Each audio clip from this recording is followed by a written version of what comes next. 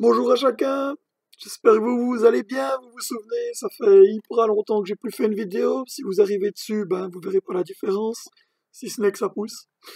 Voilà, j'aimerais simplement vous inviter, comme d'habitude, on va lire un peu ce que la parole de Dieu nous dit, et puis, il y a un truc qui me travaille ces temps, de manière assez forte, et je le vis, donc c'est vraiment quelque chose d'un peu fort, et j'aimerais qu'on puisse se plonger dans le livre des Romains, l'épître des Romains dans la Bible, dans le Nouveau Testament, Nouvelle Alliance, et on va prendre au chapitre 5 et les versets 3 à 4. Jusque-là c'est bon, Romains 5, 3 à 4. Alors on va lire. Bien plus, nous nous glorifions même des afflictions, sachant que l'affliction produit la persévérance, et la persévérance la victoire dans l'épreuve, et cette victoire l'espérance. Or, l'espérance ne trompe pas, parce que l'amour de Dieu est répandu dans nos cœurs par le Saint-Esprit qui nous a été donné. C'est un passage un peu particulier qui parle d'affliction. Alors je sais pas où toi tu en es, toi qui regardes maintenant, mais les afflictions, il peut y avoir la maladie, il peut y avoir le deuil, il peut y avoir la perte d'un travail, il peut y avoir la santé qui est ébranlée, il peut y avoir la guerre, il peut y avoir les situations du tsunami, de la tempête, enfin, il y a 1000 possibilités de vivre une affliction. Il peut y avoir la persécution aussi, exactement, et on ne veut jamais oublier ces choses. Alors, j'ai juste envie de dire là, mais il y a, là où tu en es, dans ce que tu vis, l'Éternel pose son regard sur toi. Et il est surprenant de voir que dans un cadre comme ça, l'apôtre Paul nous dit « Nous nous glorifions même des afflictions ». Est-ce qu'on arrive à se dire ce que je vis, c'est bien? On n'est pas des masochistes. Mais moi j'aimerais qu'on puisse apprendre, et c'est pas que c'est quelque chose qui me travaille, c'est pas de me réjouir de l'épreuve, et pourtant j'ai presque envie de dire, chouette quoi, un nouveau défi. On pèse les mots, on est d'accord. Mais si on osait voir le désert, la situation dans laquelle on a, l'épreuve, si on osait voir le silence, ces choses comme un temps de grâce. Pourquoi?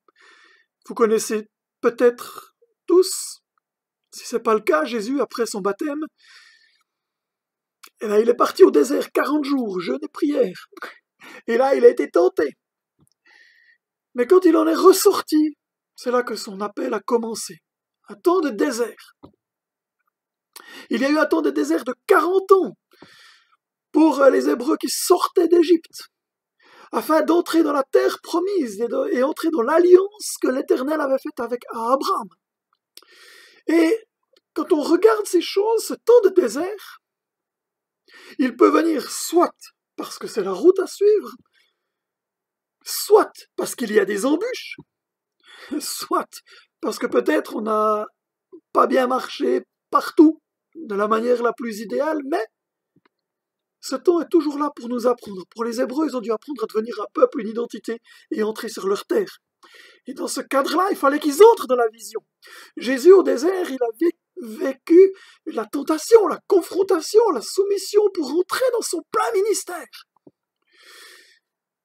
Il y a les circonstances de la vie, la maladie, ces choses, la persécution ne sont pas joyeuses, mais et si on arrivait à se dire, mais quelle est la grâce que je peux retirer de cela? Qu'est-ce que je peux apprendre? Là, j'avais noté sur ma page Facebook, je vous lis,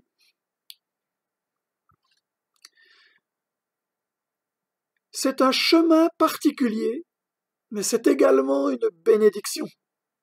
Osons essayer de nous approcher de Dieu, au lieu de lever le poing et puis de dire « mais j'en peux plus ».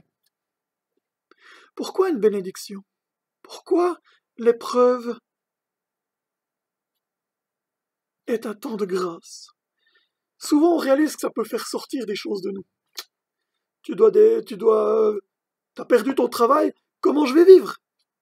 Et toutes les questions qui reviennent. Je vais vivre, je vais pas y arriver, on va trouver l'argent comment, ça va faire des dettes, etc., etc., etc. Logique.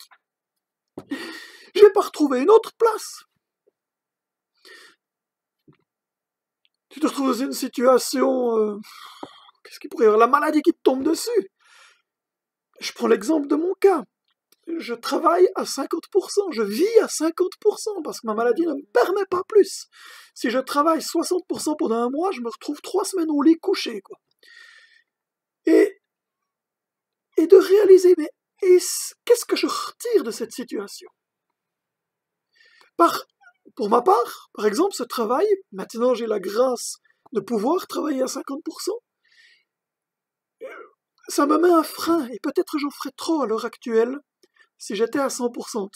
Autrement dit, j'apprends à mesurer mon temps et à organiser. C'est un exemple. J'ai vécu un déménagement, on a dû poser la dédite de l'autre logement dans lequel on était, on savait pas où on allait habiter. On savait qu'il y avait le travail, mais on savait pas où on allait mettre les pieds. Il n'y avait pas encore trouvé de maison.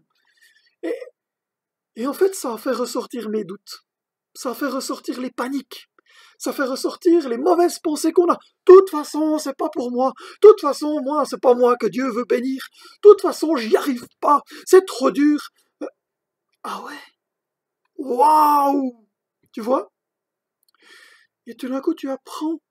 Les larmes qui sortent, les cris et envie de dire « Je lève le poing, Seigneur, qu'est-ce qui se passe ?» Quand ma santé m'a frappé, puis que j'ai dû m'arrêter de travailler pendant 2 ans, puis qu'à cause des circonstances de vie, sans entrer dans les détails, il ne m'était plus qu'impossible de me reformer. Il me devenait impossible de trouver un nouveau job, pour plein de raisons qui sont légitimes, et j'ai beaucoup de témoins, donc c'est une vérité. Apprendre à vivre au jour le jour dans la grâce de Dieu. Apprendre à accepter les circonstances, sachant qu'il ne nous a pas lâchés malgré les questions, malgré peut-être un silence. Oser voir qu'il y a des doutes qui reviennent et qu'il y a des mensonges qui sortent, c'est pas pour moi, etc. Moi, je l'ai vécu pour ce déménagement de manière très très forte. Autrement dit, dans l'épreuve, on se remet en place. Il y a des choses qui ressortent. Et que ces choses, on puisse les réaliser pour les déposer devant Dieu et demander sa grâce. Demander sa guérison, demander sa paix, demander son soutien, demander son amour peut-être plus fort, et oser me dire, mais Seigneur, en fait, toi tu m'accompagnes. Oser demander le calme et oser dire, mais peut-être montre-moi plus loin, où tu veux. Oser nous accrocher peut-être aux choses que nous savons. Osons ne pas oublier l'amour extraordinaire de Dieu qui est venu à la croix. Et que même si j'ai peut-être plus ces réponses, mais ça au moins je l'ai. Et peut-être même si je suis dans le temps de désert ou de silence et que je comprends pas, jamais je ne puis oublier ma relation à lui et l'amour du Père, de Dieu le Créateur, descendu sur la croix. Pour moi, pour toi. Et nous rabattre à ce qui est essentiel. Croire en ses promesses, oser les accepter malgré tout qui nous montre qu'effectivement c'est faux. Je vais m'arrêter gentiment là, mais récemment on a vécu un temps où il y avait beaucoup de problèmes de finances. On a reçu des appels jusqu'à des poursuites. Et puis nous on comprenait pas parce qu'on essaye d'être juste, on a tout mis en place. On a regardé, on a dit mais bon ok, s'il y a une erreur on est prêt à assumer ma foi, mais on va faire comment? Et là on a demandé justice en osant nous remettre en question. Et puis oser dire c'est vrai Seigneur, c'est toi ma justice. Moi je crois quand j'observe que j'ai fait juste. S'il y a quelque chose que je vois pas, montre-le. Mais... Et me reposer dans sa main. Dans les jours qui ont suivi, ceux qui nous amenaient pour les poursuites et tout ça, ils ont cassé les choses parce qu'ils ont réalisé que c'était leur comptabilité qui était fausse. Et des erreurs de suivi qui n'ont pas été faites et tout. Et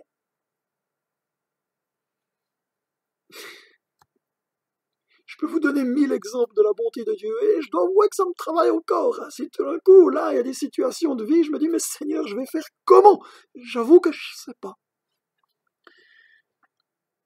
Mais j'ai juste envie de vous dire, osons regarder l'épreuve comme quelque chose qui permet de ressortir ce qui est mal pour que l'on soit guéri, transformé, qu'on puisse changer ces choses, et en même temps oser nous accrocher à la parole de Dieu, et nous accrocher à ce que son amour, malgré les circonstances, est infini et éternel, et qu'on peut être le plus imparfait qu'il soit, son amour ne changera pas, mais que dans ces situations, peut-être, il nous ramène plus près de son cœur. Tu as le droit de pleurer, de crier, de dire « c'est pas juste ». De toute façon, Dieu connaît ton cœur. Pourquoi le lui cacher?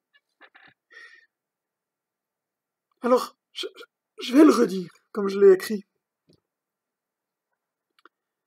Voir le désert, l'épreuve, le silence comme un temps de grâce, nous conduisons à apprendre et à grandir. C'est un chemin particulier, mais c'est également une bénédiction. Osons essayer de nous rapprocher de Dieu, au lieu de lever le poing contre lui. Alors oui, Romains 5, 3 et 4 devient un texte fort. Bien plus, nous nous glorifions même des afflictions. Merci Seigneur, dans cette épreuve, c'est une bénédiction, tu m'apprends quelque chose. Sachant que l'affliction produit la persévérance. Je tiens le coup malgré tout. Et si je persévère, la suite, la persévérance conduit à la victoire dans l'épreuve. C'est que si tu apprends et que tu grandis, malgré ce que tu as vécu, tu deviens victorieux et tu vas plus loin. Et cette victoire, l'espérance, pourquoi?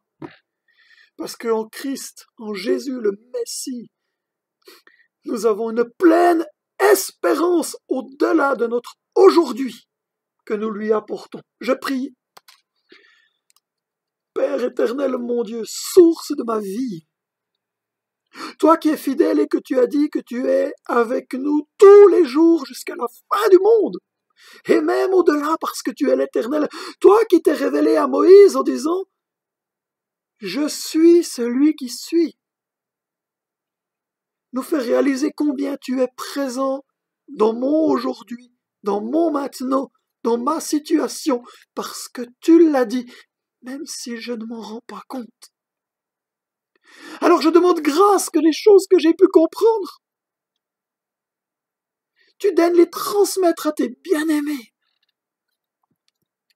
Tu viennes les encourager à comprendre, guide-les sur des passages bibliques, guide-les sur ce message que nous venons de voir. Permets-leur d'intégrer dans leur vie autant les ultra-victorieux que les plus anéantis. Nous permettre d'intégrer Romains 5, 3, 4. Cet amour extraordinaire qui est le tien et ta fidélité et ta parole vivante. Et je demande grâce, que toutes les grâces que tu m'as apportées coulent sur chaque personne qui entendra ce message, ce partage, qui en a besoin. Parce que tu aimes cette personne. Alors au nom de Jésus, je te bénis pleinement toi qui lis. Et j'espère que ça te fait avancer. Sur ce, tout le meilleur, pleine bénédiction. Bien-aimé du Seigneur, big up à toi.